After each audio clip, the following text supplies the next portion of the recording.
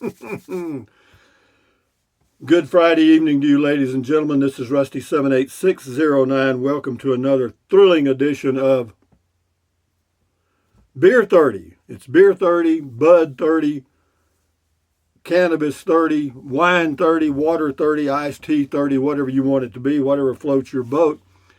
But yeah, relax, take a deep breath, and enjoy a little relaxing sanity session because life is, or it can drive you insane, or more insane if you're inclined that way.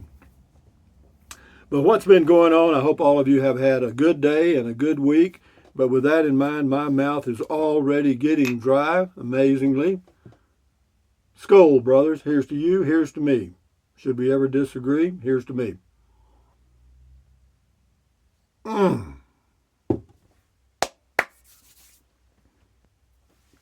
So what's going on in the universe of my life?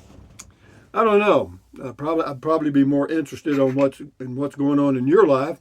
But yeah, I posted a video earlier today about the tiny home that I'm going to build, a 320 square foot home, 16 by 20. It'll have a nice little front porch and it's going to look nice. I'm going to use stucco, which will be, kind of the New Mexico thing. And yeah, but I've already done that in a video, so I won't do that anymore. But I will talk about having built homes in the past, or not building them myself, but having them built. I did contract one home myself, and I've mentioned this in videos probably a long time ago. But my career on homes is thus. I had a home built in San Antonio, Texas. It was about 1,000 square feet in 1970, I think. Yeah, 71. And the total cost of that home, it was a 3-bedroom, 2-bath, 1-car garage. And the total cost was $12,200. And my payments were $175 a month. And I could hardly make those. And that's the truth. But it was a starter because what I found out, I was going to college at the time, but what I found out with that little experiment, first of all, I couldn't believe I could buy a home with my limited income, but I was able to. And but what I found out about buying and selling homes was it seems like the price always goes up, with inflation. So it's a good hedge against inflation. But anyway, yeah, I kept that home for not too long, probably 2 years, and then I built a home that was off of Nacogdoches Road in San Antonio, Texas. And I know you want to know this. This is really big. But then I built another home it was called the Woods of Chabonneau, out off Interstate 10. Nice home. Again, 3 bedrooms, 2-bath, 2-car garage, the typical American home. And it was probably, I don't know, it might have been 1,400 square feet. It wasn't big. It was a nice looking house, though, no doubt about that. And it was in a nice area. And yeah, it was. But it took me 45 minutes to drive into town to work, and 45 minutes or an hour back home. And then my next house was where? Let me think. Oh, Victoria, Texas, on it was 419A Wood Sprite Road. Yep, 419A Wood Sprite Road. Now that's the one that I contracted myself. I thought, why couldn't I just be the contractor and build my own home? Well, I went to the bank and arranged a loan or construction financing for up to $60,000. It was going to be a 2,000 square foot home. And it was, for me personally, a total disaster. Of course, we got it all done. It all worked out fine. But it was crap, man. You don't ever want to contract your own home. And why? Because the subcontractors that do the foundation, the framing, the roof, the interior, the sheetrock, whatever, the electrical, the plumbing, everything, cabinets, they owe you nothing, because you're nobody. You're one person. They got to have jobs coming in all the time. So the builders that are building homes consistently own them, okay, or pretty much. And so, yeah, I'd have people come out and stake their claim, so to speak, do about 2 days' work, and then gone, And yeah, that happened a lot. So I made up my mind then, if I ever built another home, I would never build it myself or be the contractor. and I'm not doing it this time either. But then I did build another one after that, and it was on it was 229 John Wayne Trails out in the country near Victoria, Texas, and up on a hill, beautiful view. It was a 5-bedroom, 3-bath home. Sheesh, I don't know why I did that. 2,800 square feet or whatever, a lot. The house payment was $1,440 a month even back then. That was like, what year was that? 1986, 85, 86 in there. And yeah, that was a total heavy load to carry even for me. But having said that, that worked out fine. I had a builder do it, and every time I wanted something changed. They painted the house or part of it, and I wanted a color called ice blue, and it's a really pretty color. And anyway, the painter, I even told the builder about a house in town to have the painter go by and look at because I wanted that color on my home. And apparently the painter was colorblind because it wasn't even close. He just painted one side though, or one part of it. And then I went out that evening, I saw it, and I called the builder, and he went out and said, "Yeah, you're right, shit." So he had the painter, remix and get the color right. And it all worked out. But building anything can be a frustrating experience, particularly if it's a big home. You got to make a lot of decisions on, countertops, cabinets, and flooring and roofing and all the stuff that you just have to pick out on your own. But for me on this tiny home, be easy peasy because it's going to be very, very basic, very basic. My mouth's getting dry again. Here's to you. Here's to me. Chug a lug, chug a lug.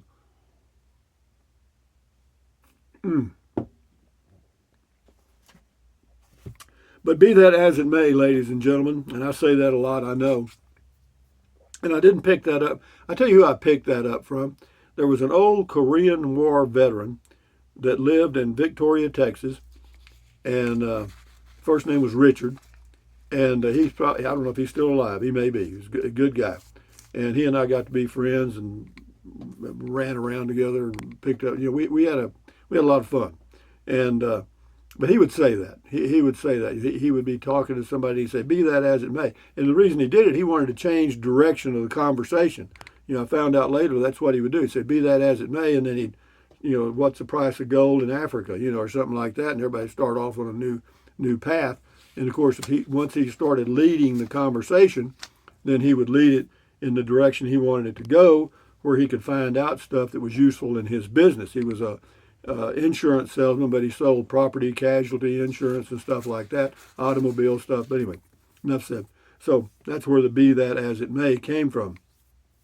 And we all have our little idiosyncrasies.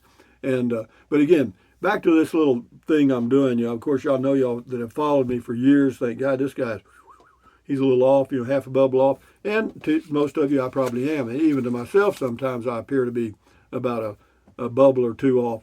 But man, at my age, 76 years old, if there's anything I want to do, I better be doing it. And I don't mean putting it off or, just making a note. Well, one of these days I'm going to do this or that. No. We don't do that. No. If there's something I want to do, I start on it immediately. Okay. Like buying that place in Texas at Fort Clark Springs, boom, done. Here, try to buy it back, boom, done. Buy that used car, done. And that's the way I live now. I mean, and I've made up my mind to continue that way. Now, as far as I know, I've read some of the comments. People say, "Well, I bet he sells it within 18." And I may. I mean, I don't know what I'm going to do. I don't know what I'm going to do tomorrow. I hope I wake up. But that's what life is. Life. You can entertain yourself by living. You don't have to do much. Wake up, and the day will deliver everything to you, pretty much. Like I was out walking, I met a lady out here that lives, my neighbor. She's my neighbor over here. Her name's Nadine, and this girl over here, I think her name's Mary or something like that. It's really a simple name. But, they're good people. They're both single gals, They're one of them's in their 40s. This girl's probably in her 50s. And, but they're, they live by themselves.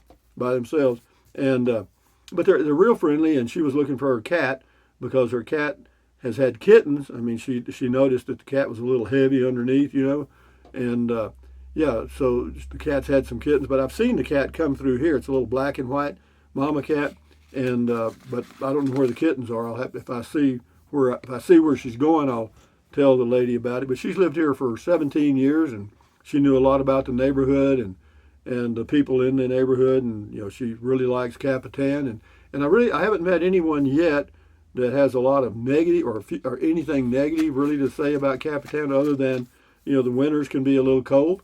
And but the good thing about cold is, if there's anything good about it, I know you people up in Wisconsin and Minnesota, Wyoming, Montana probably disagree with me on this, but here it's not. It doesn't get that cold as it does in Montana. It gets pretty cold here, but not that cold. But if you have the clothing and you have it on and you have the right car and stuff, you can, it's about 3 months that's where it's really cold. And am I planning on living here year round in my tiny home if I get it built? I don't know. I doubt it initially. We'll see how it goes. As long as I'm able, I plan to drive the Class C motorhome back and forth to Texas, because that way I can take a week or a month, going back to Texas. I don't have to be in a hurry. In the same way, coming out here, I can take a week or whatever to come out here, and so I may do that. I like that. And then besides that, while I'm here, if I decide to take a trip, I've got a way to go. I've got this motor home, and I can go spend a few days, even though it's difficult to go now. I drove over to Valley of the Fires today, the BLM campground near Carrizozo. It wasn't full, but it was crowded. For this time of the year, it was amazing, actually. And so what else can I say?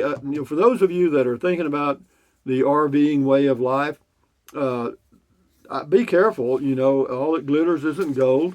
And my recommendation, if you can, is to have your home base somewhere that to fall back on, because I don't. Some people think that because gasoline prices have gone up, RVing is going to drop a lot. I don't see that happening. This is a whole new trend, in that there are people quitting their existing jobs and working on the road, and also homeschooling their children, and that's a lot of them. I don't know how many hundreds of thousands that is, but it must be quite a few, because I see and talk to a few. But and then what else? And also another topic, but similar, for those of you that are thinking about tiny homes, and I know I've had a lot of comments about that, just getting a tiny home and putting it somewhere. And I've always said, well, the first thing you got to have is the property, and be sure it's okay to put it there, and so forth and so on. There's a lot of places you can put them, and some people are saying, Rusty, why don't you buy one that's on a trailer that and park it there when you're going to use it, and then tow it somewhere else, and all that stuff. No, you can't do that. You cannot live in a tiny home unless it's fixed to the ground and you meet all the specs in the city. And to have one built and delivered here, I can do a site-built home cheaper. I can actually, because I own the lot, and that's a big deal. So, yeah, but be aware that when you're buying those tiny homes, that you got to have a place to put them, okay? And if you put them in a tiny home community, some of those are $500 a month just for the lot rent. All you're doing is basically buying a mobile home or a manufactured home, and you're putting it in a place where you rent your lot. Unless you own some property to set it on, then you come out a little better because you're paying the rent to yourself, and that's how you come out ahead on buying a home. Is you're paying your rent to yourself. How do you get ahead in the world? Well, you don't rent.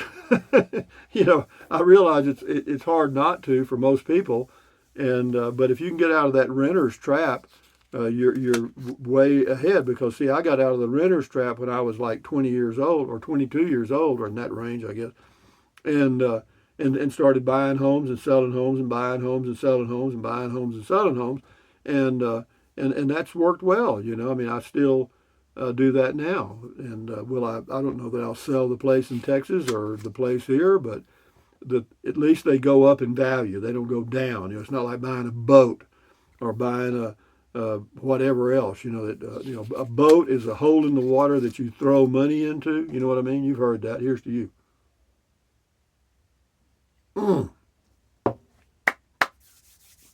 But anyway, guys, let me let the old goat say hello to you.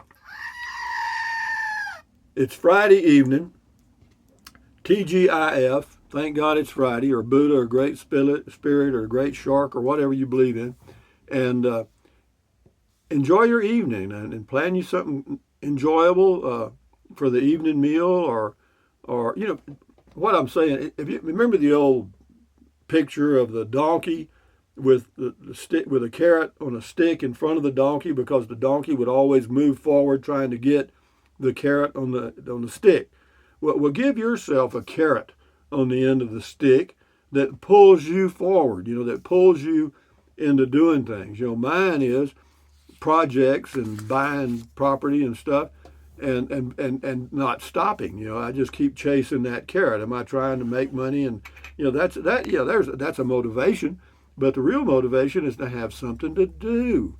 You got to have a reason for being here. And I'm talking mainly to the retired people now. You guys that are in the workforce, your reason for being is getting up in the morning and go hitting that bump and grind. Have I ever done it? Yeah, I did it for a number of years. And did I really enjoy it? Well, yeah, I did. Of course, I was not, I don't know if that was luck or whatever, but, I managed to take jobs where I really didn't have to be stressed out. You know what I mean? I looked forward going to office most days. Some days, of course, there were always those good and bad days, but yeah, put that again. I don't know if you can remember. There used to be a picture. It would show a guy on a cart, and in front of the cart was a donkey, and he had a stick tied so that it would place the carrot about this far from the donkey's face, and the donkey would continue to move forward trying to get that carrot, and therefore pull the cart in the direction that the guy wanted to go, because, oh yeah, never mind, you know what I mean. That's the point of that is give yourself, make your own carrot. I mean, shit, don't let somebody put one there for you. Make you a carrot you can take a bite of every now and then. Yeah, that's what I do. I mean, the old carrot's out there, and I take a bite and keep moving forward and try and enjoy my life. And that's what it's all about. If I checked out now or tomorrow or next year or 20 years from now, who cares? When you're gone, man. About, people remember you about that long. And so just, what does that have to do with Beer 30? Everything. Life is. Here's to you.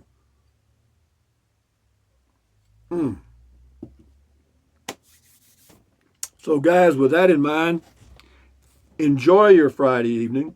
Enjoy whatever you do to kind of chill out, whatever it is, beer, wine, bud, water, lemonade. I don't care. But yeah, pat yourself on the frickin' back. He who patteth not his own back, his back will go unpatteth. And that's in my Bible. Okay? So what do? Way to go, Rusty. Get 'em, big boy. You did good. You know what I mean? Do I do that? Hell yeah. Why not? There ain't nobody here but me. I mean, shit. If I'm waiting on somebody to give me a pat on the back, I'll be waiting a long time. So again, ladies and gentlemen, I want you to enjoy your evening. I want you to enjoy your weekend. And make you a carrot, a mental carrot. Like, what would I really like to have, and how do I get there? And kind of use that picture to kind of pull you down that highway of happiness, not misery, happiness. So enjoy your weekend, guys. This is Rusty78609 saying, thumbs up, ladies and gentlemen. Carpe diem. Carpe diem means seize the day in Latin. Carpe diem, adios, bye-bye. Buy anything you want. Use the Amazon link if you choose to. And, the reason I mentioned the Amazon link is it's a free ride. A lot of people use Patreon and all kind of crap. They have these clubs and crap, and that's fine. And I'm glad they do. That's their thing. This is my thing. But at least, if you're going to buy something from Amazon anyway, think about it. That's all. If none of you ever did it, would it bother me? Not really. No, it wouldn't. I'd manage. Why? Because that's the way I am. That's the way most of us are. So anyway, take deep breaths, stretch, walk, stand guard at the door of your mind. Enjoy your life one day or one moment at a time. Don't watch the news. Do yourself a favor tonight. Start this as a good habit. Here's a rule you can live by. form good habits, and become their slave. You got that? Form good habits and become their slave. Eat a little less, whatever, and, don't watch the news. That's a good habit, not watching the news. But anyway, guys, enjoy your weekend. Stay sane best you can. Vaya con Dios. Adios, amigos. Hasta luego. Until tomorrow. Bye-bye.